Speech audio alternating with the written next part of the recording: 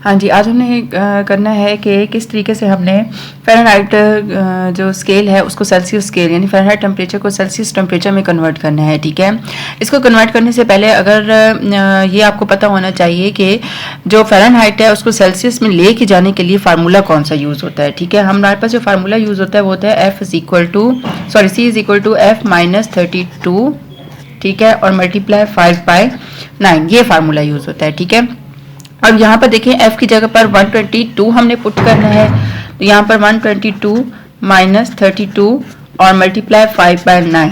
अब 122 और 32 को मैं माइनस करती हूँ तो ये हमारे पास आ जाता है 90 मल्टीप्लाई 5/9, 9 1 are 9 और 9 10 are 90, 10 मल्टीप्लाई बाय 5, तो इसका आंसर 50 आ जाता है। यानी कि ये इसका जो आंसर आता है वो 50 सेंटीग्रेड में आ गया। ये हमने फ़ारेनहाइट को सेल्सियस में कन्वर्ट कर दिया है। ठीक है, नेक्स्ट हमारे पास जो है वो हमारे पास है 200 के साथ हमने इसको सॉल्व करना है। तो सबसे पहले मैं इसका फार्मूला लिख लेती हूँ, f-32, ठीक है, और मल्टीप्लाई 5/9। अब f की जगह पर 200 पुट करूँगी, -32 मल्टीप्लाई 5/9।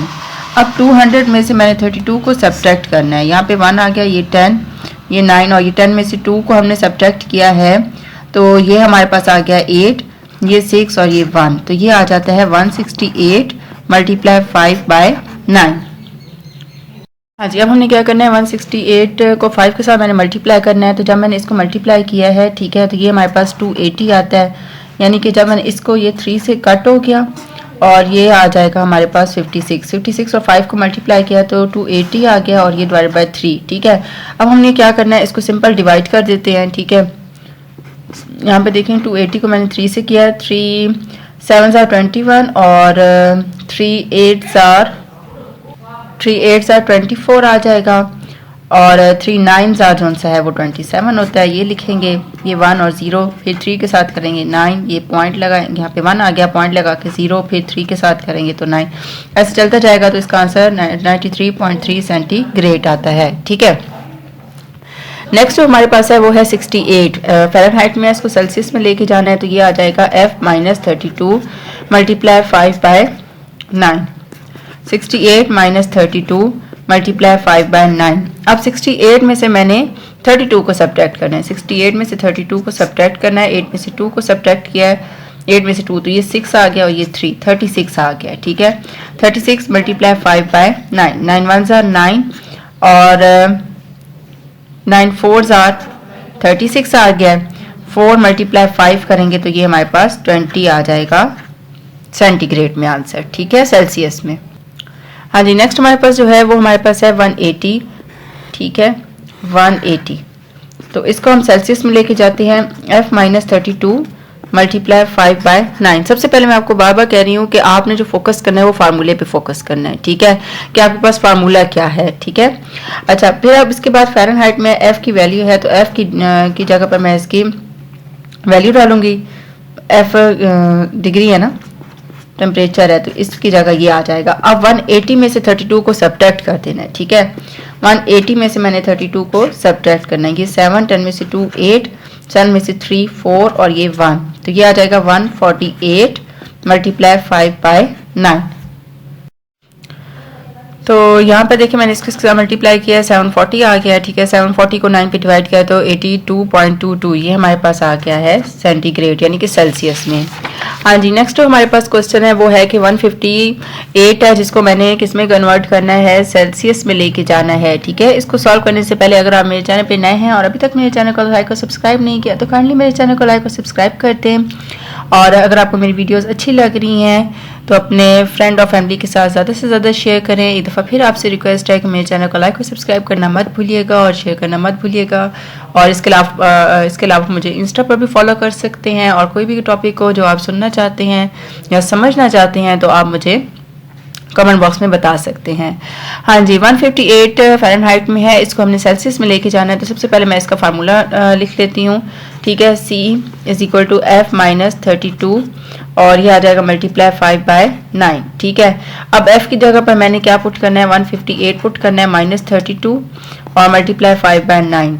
अब 158 में से मैंने 32 को सब्ट्रैक्ट करना है तो ये आ जाएगा 126 मल्टीप्लाई 5/9। 9। अब 126 को मैं 5 से मल्टीप्लाई करती हूँ, इधर 9 पे हम लोग डिवाइड कर देते हैं।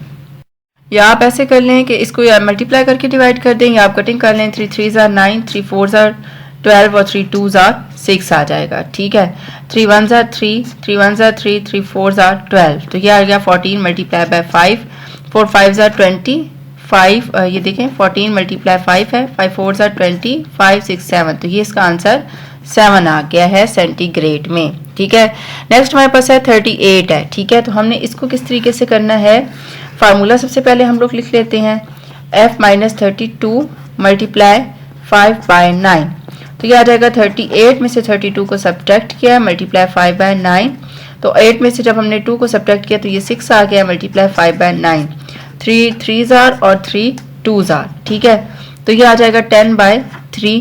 अब 10 अंदर रखेंगे, 3 पे डिवाइड करेंगे, 3 3 ज़ार 9, 1 पॉइंट लगाकर 0, 3 3 ज़ार 9, ये आगे चलता जाएगा, तो इसका आंसर 3.333 आ जाता है सेंटीग्रेड में। ठीक है, नेक्स्ट 113 यानी 113 है, ये आपने खुद करना है और इसका मुझे बताना है कि आपका आंसर जो फ़ारेनहाइट का है सेल्सियस में क्या आया है। ठीक है, नेक्स्ट जो हमारे पास है वो हमारे पास लास्ट क्वेश्चन इसका मैं सॉल्व करके बता रही हूँ कि 77 फ़ारेनहाइट है, इसको हमने सेल्सियस में लेके जाना है। तो सबसे पहले आपने फार्मूला लिखना है f minus 32 multiply 5 by 9, f की जगह पर 77 माइनस 32 आ जाएगा और मल्टीप्लाई 5 बाय 9। अब 77 में से 32 को मैंने सब्ट्रैक्ट करना है, 7 में से 2 को निकालना है, तो 5 आ गया और 7 में से जब हमने 3 को सब्ट्रैक्ट किया तो ये 4 आ जाता है। 45 मल्टीप्लाई 5 बाय 9, 9 1 ज़ार 9 और 9 5 ज़ार 45, ये आ गया 5 मल्टीप्लाई 5, तो इसका आंसर आ गया है हमारे पास 25। ठीक है, ये हमने सेल्सियस में ले गए हैं। ठीक है, तो इस तरीके से आपने इनको सॉल्व करना है कि हमने किस तरीके से हमने जो करना है वो हमारे पास फ़ारेनहाइट टू सेल्सियस है।